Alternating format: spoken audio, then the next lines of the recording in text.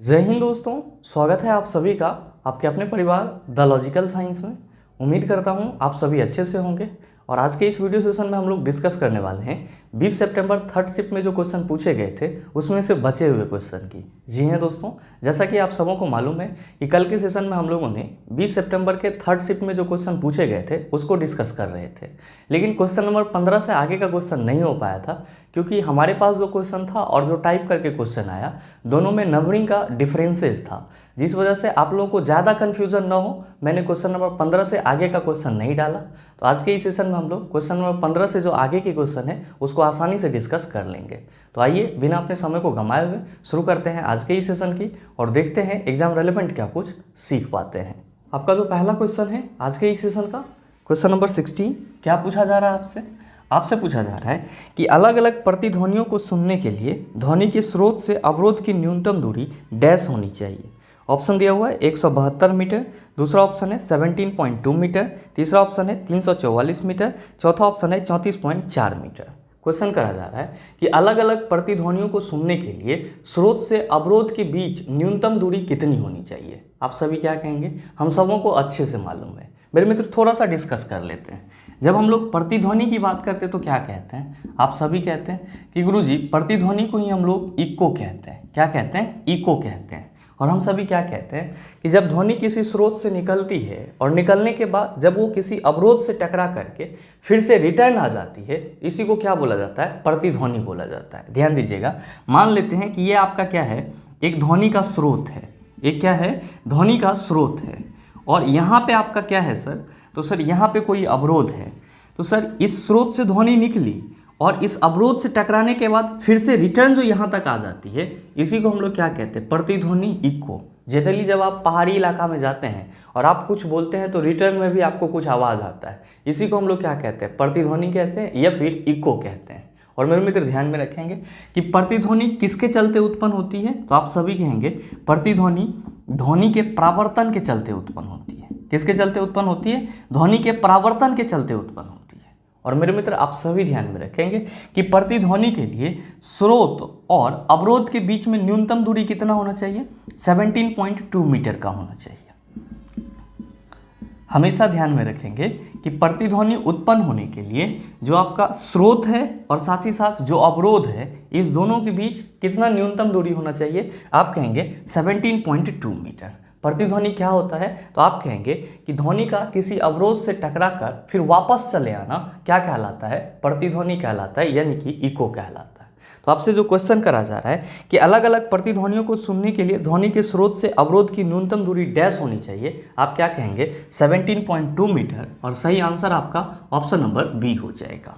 उम्मीद करते हैं समझ पाए होंगे। चलते हैं अगले क्वेश्चन की तरफ। आपका जो अगला क्वेश्चन है क्वेश्चन नंबर 17, क्या पूछा जा रहा है आपसे पूछा जा रहा है कि एक प्रतिरोध की लंबाई L, उसके अनुप्रस्थ भाग का क्षेत्रफल A और प्रतिरोध R है। एक अन्य प्रतिरोधक जो उसी पदार्थ से बना है, लंबाई L/2 है, अनुप्रस्थ भाग का क्षेत्रफल 2A है, उसका प्रतिरोध कितना होगा। ऑप्शन दिया हुआ है R, 2R, R/2, R/4। क्या होगा इसका आंसर। आपसे क्वेश्चन करा जा रहा है कि कोई प्रतिरोध है जिसकी लंबाई L है और साथ ही साथ उसका क्रॉस सेक्शन एरिया A है और उसका जो प्रतिरोध का वैल्यू है वो R है। फिर कहा जा रहा है कि एक अन्य प्रतिरोध जो उसी मटेरियल से बना हुआ है, अगर उसके लंबाई को आधा कर दिया जाए और अनुप्रस्थ भाग के क्षेत्रफल को दोगुना कर दिया जाए, तब जो आपका नया प्रतिरोध होगा वो कितना होगा। आप सभी क्या कहेंगे कि गुरुजी क्वेश्चन के पहले भाग के अनुसार अगर हम ये मान लें कि ये हमारा कोई रेसिस्टेंस है और इसकी लेंथ यानी कि लंबाई L और क्रॉस सेक्शन एरिया यानी कि अनुप्रस्थ काट क्षेत्रफल A दिया हुआ है और साथ ही साथ इसका प्रतिरोध R है, तो हम ये कह सकते हैं कि गुरुजी R इक्वल टू क्या हो जाएगा, तो यहाँ पे रो L/A हो जाएगा। R इक्वल टू यहाँ पे क्या हो जाएगा, तो गुरुजी रो L/A हो जाएगा। कब, जब प्रतिरोध की लंबाई L होगी, क्रॉस सेक्शन एरिया A होगी। मेरे मित्र ध्यान देंगे। फिर क्या कहा जा रहा है क्वेश्चन के दूसरे भाग में, सेकेंड पार्ट में, कि जो आपका दूसरा प्रतिरोध है वो उसी मटेरियल से बना हुआ है, लेकिन दूसरे प्रतिरोध की जो लंबाई है उसको क्या कर दिया जा रहा है, L/2 कर दिया जा रहा है, यानी कि आधा कर दिया जा रहा है। अनुप्रस्थ काट क्षेत्रफल यानी कि क्रॉस सेक्शन एरिया अनुप्रस्थ काट क्षेत्रफल क्रॉस सेक्शन एरिया को क्या कर दिया जा रहा है, 2a कर दिया जा रहा है। तो आपसे ये पूछा जा रहा है कि जो नया प्रतिरोध r डैश होगा वो कितना होगा। आप सभी क्या कहेंगे कि गुरुजी अगर हम लोग नया प्रतिरोध r डैश की बात करें तो हम लोग क्या कहेंगे कि रो तो यहाँ पे भी होगा, लेकिन लंबाई की जगह क्या लेंगे हम लोग l/2, और साथ ही अनुप्रस्थ काट क्षेत्रफल की जगह हम लोग क्या लेंगे, 2a लेंगे। जब हम इसको सॉल्व करेंगे तो हम लोग कहेंगे कि ये हो जाएगा रो l/2 इंटू 2a। जब और सॉल्व करेंगे तो क्या कहेंगे कि गुरुजी ये हो जाएगा रो l/4a। क्या हो जाएगा, रो l/4a। मेरे मित्र ध्यान दीजिएगा कि यहाँ पे जो रो l/4a लिखे हैं आप, क्या हम इसको और स्टैंडर्ड रूप में लिख सकते हैं? क्या हम इसी चीज़ को r dash equal to 1/4 into rho l/a लिख सकते हैं? आप कहेंगे काहे नहीं लिख सकते सर, काहे कि ये जो है वो नीचे में है, तो 1/4 तो हम लोग इसको लिख ही सकते हैं, और जो हमारा बचा हुआ पार्ट है रो l/a इसको तो हम लोग यहाँ पे लिख ही सकते हैं। मेरे मित्र ध्यान दीजिएगा कि ये जो रो l/a है ये क्या है, आप कहेंगे कि सर ये तब का प्रतिरोध है जब प्रतिरोध की लंबाई l और क्रॉस सेक्शन एरिया a था, तब हमारा प्रतिरोध रो l/a था। लेकिन ये जो 1/4 आ रहा है वैल्यू, ये कब हो रहा है, तो जब प्रतिरोध की लंबाई को आधा कर दिया जा रहा है और अनुप्रस्थ काट क्षेत्रफल को 2a कर दिया जा रहा है। तो क्या हम इसको ऐसे लिख सकते हैं, r dash equal to 1/4 rho l/a के जगह r? आप कहेंगे बिल्कुल लिख सकते हैं। क्या हम इसको r/4 लिख सकते हैं? आप कहेंगे काहे नहीं लिखेंगे सर। तो आप बताओ कि जब प्रतिरोध की लंबाई को l/2 कर दिया जाए, यानी कि आधा कर दिया जाए, अनुप्रस्थ काट क्षेत्रफल को 2 गुना कर दिया जाए, तो आपका जो प्रतिरोध होगा नया वाला वो क्या होगा? आप कहेंगे सर r/4 हो जाएगा। तो सही आंसर आप सभी कहेंगे sir option number D is the right answer of this question. उम्मीद करते हैं समझ पाए होंगे। चलते हैं अगले क्वेश्चन की तरफ। आपका जो अगला क्वेश्चन है क्वेश्चन नंबर 18, बड़ा ही हलवा सा सवाल आपसे पूछा जा रहा है कि एक माध्यम जिसका अपवर्तक सूचकांक 1.5 है में प्रकाश की गति है। ऑप्शन दिया हुआ है 3.0 इंटू 10⁸ मीटर पर सेकेंड, दूसरा ऑप्शन है 2.0 इंटू 10⁸ मीटर पर सेकेंड, तीसरा ऑप्शन है 1.5 इंटू 10⁸ मीटर पर सेकेंड, चौथा ऑप्शन है 1.2 इंटू 10⁸ मीटर पर सेकेंड। क्या होगा इसका आंसर? आपसे क्वेश्चन करा जा रहा है कि कोई माध्यम है जिसका अपवर्तनांक यानी कि न्यू कितना दिया हुआ है, 1.5 दिया हुआ है। आपसे ये पूछा जा रहा है कि इस माध्यम में प्रकाश की गति क्या होगी, यानी कि cm इक्वल टू वाट। मेरे मित्र ध्यान देंगे, आप सभी क्या कहेंगे कि गुरुजी अपवर्तनांक इक्वल टू होता है cv/cm, जहाँ पे cv क्या है, तो आप कहते हैं गुरुजी ये निर्वात में प्रकाश की चाल। ये क्या है, निर्वात में प्रकाश की चाल है। और cm क्या है, तो आप कहते हैं माध्यम में प्रकाश की चाल है, माध्यम में प्रकाश की चाल है। मेरे मित्र आपके क्वेश्चन में अपवर्तक सूचकांक कितना दिया हुआ है, 1.5। निर्वात में प्रकाश की चाल आप कहेंगे 3.0 इंटू 10⁸ मीटर पर सेकेंड होता है। cm तो आपको निकालना ही है, cm इंटू 1.5 इक्वल टू क्या हो जाएगा, 3.0 इंटू 10⁸।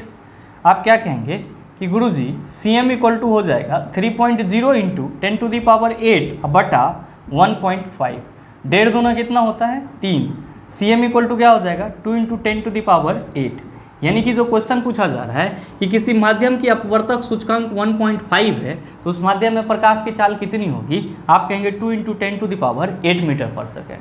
तो आप देख लीजिए कि 2 इंटू 10⁸ मीटर पर सेकेंड आपके किस ऑप्शन में है, आप कहेंगे सर दूसरे ऑप्शन में है। तो सही आंसर ऑप्शन नंबर बी हो जाएगा। उम्मीद करते हैं समझ पाए होंगे। चलते हैं अगले क्वेश्चन की तरफ। आपका जो अगला क्वेश्चन है क्वेश्चन नंबर 19, क्या पूछा जा रहा है आपसे?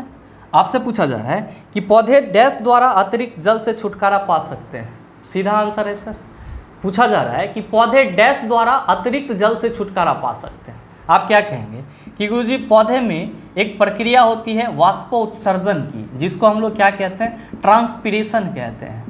और ये ट्रांसपीरेशन ही वैसी प्रक्रिया है जिसमें पौधे के शरीर में जो अतिरिक्त जल होता है वो क्या हो जाता है, तो सर वाष्पित हो जाता है। और आप सभी क्या कहते हैं कि पौधे के शरीर के द्वारा जल का वाष्प के रूप में उड़ जाना क्या कहलाता है, वाष्पोत्सर्जन कहलाता है। और मैंने इसका पूरा टॉपिक आपको पढ़ाया भी है। तो आप बताओ कि आपके इस क्वेश्चन का सही आंसर। आप कहेंगे सर पहले के ऑप्शन में वाष्पोत्सर्जन दिया हुआ है, इसीलिए हमारे इस क्वेश्चन का सही आंसर ऑप्शन नंबर ए हो जाएगा। ध्यान दीजिएगा कि वाष्पोत्सर्जन की जो प्रक्रिया है वो पौधे के लिए बेनिफिशियल क्यों है। तो आप सभी कहते हैं कि गुरुजी पौधे में जल का संवहन सतत रूप से होता रहे, इसलिए वाष्पोत्सर्जन पौधे के लिए बहुत ही इंपॉर्टेंट है। और साथ ही साथ वाष्पोत्सर्जन की जो प्रक्रिया है वो पौधे के शरीर के ताप को क्या करता है, तो गुरुजी संतुलित करता है। आप कहेंगे सर अगले ऑप्शन में मल त्याग दिया हुआ है, तो मेरे मित्र ध्यान में रखेंगे कि पौधे में मल त्याग की प्रक्रिया नहीं होती है, मल त्याग की प्रक्रिया जंतुओं में होती है। और आप सभी ध्यान में रखेंगे कि पौधे के शरीर में भी कुछ टॉक्सिक और वेस्टेज मटेरियल बनते हैं जो कि क्या कहलाते हैं, पौधे का एक्सक्रीटरी मटेरियल कहलाते हैं, यानी कि उत्सर्जी पदार्थ कहलाते हैं। और जो आपका लेटेक्स होता है, गोंद होता है, रेजिन होता है, ये सब के सब क्या कहलाते हैं, तो सर पौधे का उत्सर्जी पदार्थ कहलाते हैं, यानी कि पौधे का एक्सक्रीटरी मटेरियल कहलाते हैं। आप कहेंगे सर ऑप्शन में परिसंचरण दिया हुआ, भाई मेरे इसी को हम लोग ट्रांसपोर्टेशन कहते हैं। और परिसंचरण जब भी हम लोग बात करते हैं तो सर जंतुओं के लिए बात करते हैं, और पौधे में अगर परिवहन की बात करते हैं तो वहाँ पे हम लोग संवहन यूज करते हैं। और नो डाउट आप सबों को मालूम होगा कि पौधे में जो संवहन बंडल होते हैं वो क्या कहलाते हैं, जाइलम और फ्लोएम कहलाते हैं। नो डाउट आपको ये भी मालूम होगा कि संवहन उत्तक भी किसे बोला जाता है पौधे का, तो जाइलम और फ्लोएम को ही बोला जाता है। आप कहेंगे सर ऑप्शन में श्वसन भी दिया हुआ है, तो आप सभी समझ रहे होंगे क्या कि जो आपके शरीर में पचा हुआ भोजन होता है उससे जो ऊर्जा निष्कासित करने की प्रक्रिया होती है वही क्या कहलाती है, श्वसन कहलाती है। और सेम चीज़ कहाँ पे भी होता है सर, प्लांट में भी होता है। उम्मीद करते हैं समझ पाए होंगे।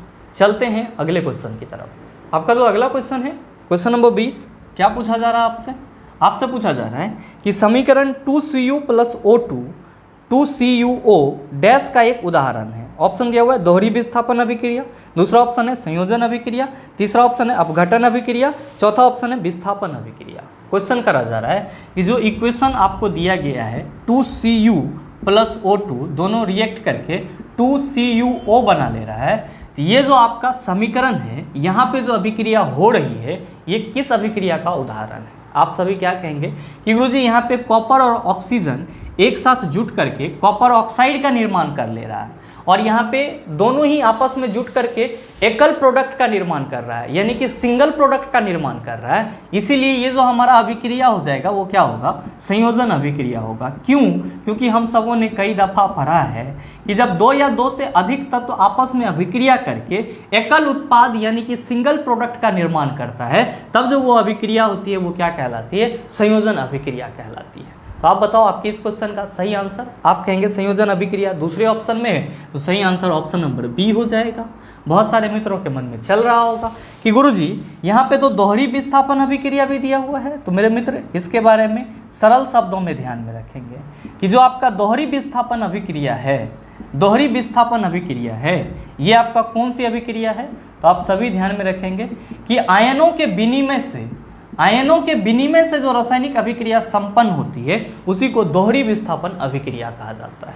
आप कहेंगे सर ऑप्शन में अपघटन अभिक्रिया भी है, तो चला ध्यान में रखेंगे कि अपघटन का मतलब होता है डिकम्पोज होना यानी कि टूटना। वैसा रासायनिक अभिक्रिया जिसमें कोई यौगिक के बड़े अणु टूट करके दो छोटे छोटे अणु में तब्दील हो जाते हैं उसी को हम लोग अपघटन अभिक्रिया कहते हैं, यानी कि डिकम्पोजिशन रिएक्शन कहते हैं। आप कहेंगे सर ऑप्शन में विस्थापन अभिक्रिया भी दिया हुआ है, इसी को इंग्लिश में डिस्प्लेसमेंट रिएक्शन बोला जाता है। वैसी रासायनिक अभिक्रिया जिसमें कोई मोड़ अभिक्रियाशील धातु यानी कि ज़्यादा अभिक्रियाशील धातु अपने से कम अभिक्रियाशील धातु को विस्थापित करके उसका जगह ले लेती है, उसी को क्या बोला जाता है, विस्थापन अभिक्रिया बोला जाता है। उम्मीद करते हैं समझ पाए होंगे। चलते हैं अगले क्वेश्चन की तरफ। आपका जो अगला क्वेश्चन है क्वेश्चन नंबर 21, क्या पूछा जा रहा है आपसे पूछा जा रहा है कि पृथ्वी का द्रव्यमान लगभग है। ऑप्शन दिया हुआ है 6 × 10⁻22 kg, दूसरा ऑप्शन है 6 × 10⁻24 kg, तीसरा ऑप्शन है 6 × 10⁻25 kg, और चौथा ऑप्शन है 6 × 10⁻23 kg। क्या होगा इसका आंसर? आप सभी याद रखेंगे कि जब भी बात की जाएगी किसकी, पृथ्वी के द्रव्यमान की, तो क्या कहेंगे कि गुरुजी पृथ्वी का द्रव्यमान जो है वो 6.0 × 10⁻24 kg होता है। और अगर बात करी जाएगी पृथ्वी की त्रिज्या की, तो क्या कहेंगे गुरुजी 6400 किलोमीटर। ध्यान दीजिएगा, अप्रॉक्स वैल्यू भी आप याद रखिएगा 6378.1 किलोमीटर, क्योंकि कभी कभी आपको एग्जाम में ये वैल्यू ना मिल करके ये वैल्यू मिल जाएगा तो परेशान नहीं होंगे। और साथ ही पृथ्वी तल पर जी का वैल्यू कितना होगा, तो 9.8 मीटर पर सेकेंड स्क्वायर। तो आप ये भी याद रखिएगा। बहरहाल क्वेश्चन आपसे क्या पूछा जा रहा है, क्वेश्चन पूछा जा रहा है कि पृथ्वी का द्रव्यमान लगभग है, आप सभी क्या कहेंगे 6.0 इंटू 10⁴ कीजिए, और यही वैल्यू आपको कहाँ पे दिया हुआ है सर, ऑप्शन नंबर बी में दिया हुआ है। तो राइट आंसर आपका ऑप्शन नंबर बी हो जाएगा। उम्मीद करते हैं समझ पाए होंगे। चलते हैं अगले क्वेश्चन की तरफ। आपका जो अगला क्वेश्चन है क्वेश्चन नंबर 22, क्या पूछा जा रहा है आपसे पूछा जा रहा है कि 10 न्यूटन का एक क्षैतिज बल 5 केजी की एक वस्तु को बल की दिशा में 2 मीटर की दूरी तक विस्थापित कर देता है। बल द्वारा किया गया कार्य डैश होगा। बताइए, ना बनेगा, आसानी से बन जाएगा। क्या कहा जा रहा है क्वेश्चन में कि कोई 5 केजी का वस्तु है, तो मान लीजिए 5 केजी का वस्तु है, इस पे जो है 10 न्यूटन का बल लग रहा है, जिस वजह से वस्तु 2 मीटर की दूरी को कवर कर रहा है, यानी कि वस्तु 2 मीटर विस्थापित हो जा रहा है। आपसे पूछा जा रहा है कि किया गया कार्य क्या होगा। आप कहेंगे सर यहाँ पे बल और विस्थापन के बीच में कोई कोण नहीं बन रहा है, तो यहाँ पे जो किया गया कार्य होगा Fs के बराबर होगा। F है सर 10, अब विस्थापन है 2, तो किया गया कार्य कितना हो जाएगा। आप कहेंगे गुरुजी 20 जूल हो जाएगा। तो देख लीजिए 20 जूल किस ऑप्शन में है। आप कहेंगे सर पहले के ऑप्शन में है, तो सही आंसर ऑप्शन नंबर ए हो जाएगा। उम्मीद करते हैं समझ पाए होंगे। चलते हैं अगले क्वेश्चन की तरफ। आपका जो अगला क्वेश्चन है क्वेश्चन नंबर 23, क्या पूछा जा रहा है आपसे पूछा जा रहा है कि एक दोहरी अपघटन अभिक्रिया के दौरान अभिकारकों के बीच क्या आदान प्रदान किया जाता है। पहला ऑप्शन है आयन, दूसरा ऑप्शन है इलेक्ट्रॉन, तीसरा ऑप्शन है परमाणु, चौथा ऑप्शन है अणु। बताइए, ना बनेगा।